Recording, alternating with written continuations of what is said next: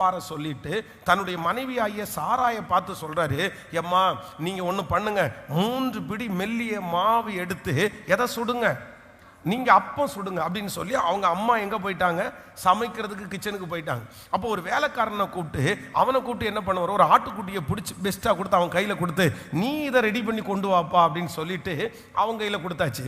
இப்போ ஒரு அம்மா சமைக்க போயிட்டாங்க, இவங்க ஆட்டுக்குட்டியை சமைக்க போயிட்டாங்க. நம்ம என்னவா இருக்கிறோம், நம்ம ஃப்ரீயாக இருக்கோம் அப்படின்னு இல்லை.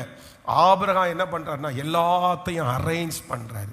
எல்லாம் அரேஞ்ச் பண்ணி அந்த தட்டெல்லாம் எடுத்து வச்சு, அப்படின்னா எல்லா குழம்பு தனியாக ஊற்றுறதுக்கு, அப்புறம் அப்பத்தை தனியாக வைக்கிறதுக்கு, தண்ணி தனியாக வைக்கிறதுக்கு, டேபிள் தனியாக உட்காந்து ரெடி பண்ணுறதுக்கு எல்லா அரேஞ்ச்மெண்ட்ஸையும் செய்கிறாரு. அப்படின்னா 3வது தீவிரம் என்ன அப்படின்னு சொன்னால், கூட சேர்ந்து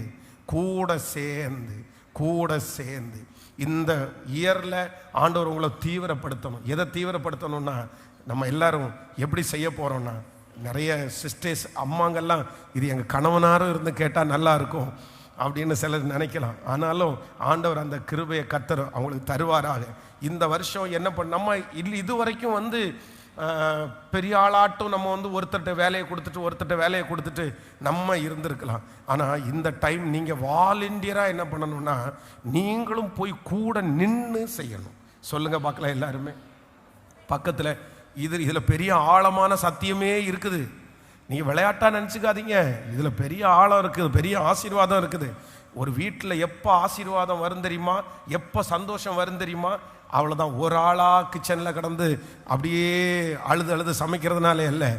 4 பேர் ஃப்ரீயாக இருக்கிறவங்க, நம்ம ஆட்கள் ஃப்ரீயாக இருந்தாலுமே என்ன பண்ண மாட்டாங்கன்னா, ஒரு பாத்திரம் கழுவி கொடுக்க மாட்டாங்க, ஒரு வெங்காயம் வெட்டி கொடுக்க மாட்டாங்க. சும்மா இருந்தாலும் இருப்பேனே தவிர நான் என்ன பண்ண மாட்டேன், வேலை செய்ய மாட்டேன். ஃபோனை நோண்டிட்டு இருப்பனே இருந்தாலும் தவிர நான் என்ன பண்ண மாட்டேன், எந்த வேலையும் செய்ய மாட்டேன். நீ அது உன் வேலை, இது ஏன் வேலை, இந்த வேலைக்கும் உனக்கு சம்மந்தம் இல்லை, இந்த வேலைக்கும். இனி இந்த இயரில் அப்படி இல்லை. இந்த இயர் எப்படின்னா நீங்களும் என்ன பண்ணணும்னா, அந்த இடத்துல நீங்கள் செய்ய வேண்டியது இல்லை. ஆனால் உங்களுடைய அட்டென்ஷன், உங்களுடைய வேலை அந்த இடத்துல இருப்பதற்கு கர்த்தர் அப்படிப்பட்ட ஒரு பிளஸ்ஸிங், ஆண்டவர் ஆசீர்வாதத்தை கர்த்தர் தருவாராக. அம்மா வேலை செய்யும்போது பிள்ளை ஓடி போய் வேலை செய்யும். ஆமேன். அம்மா அப்பா வேலை செய்யும்போது பிள்ளைங்க ஓடி போய் நாங்களும் ஏதாவது ஹெல்ப் பண்ணுறோம். இனி நீங்கள் தனியாக அல்ல, குடும்பமாய் செய்யக்கூடிய, ஒன்னஸாக செய்யக்கூடிய ஒரு கிருபையை கர்த்தர் தருவாராக. எல்லாரும் சேர்ந்து நீங்கள் செய்ய போகிறீர்கள், சேர்ந்து நீங்கள் முன்னேற போகிறீர்கள்.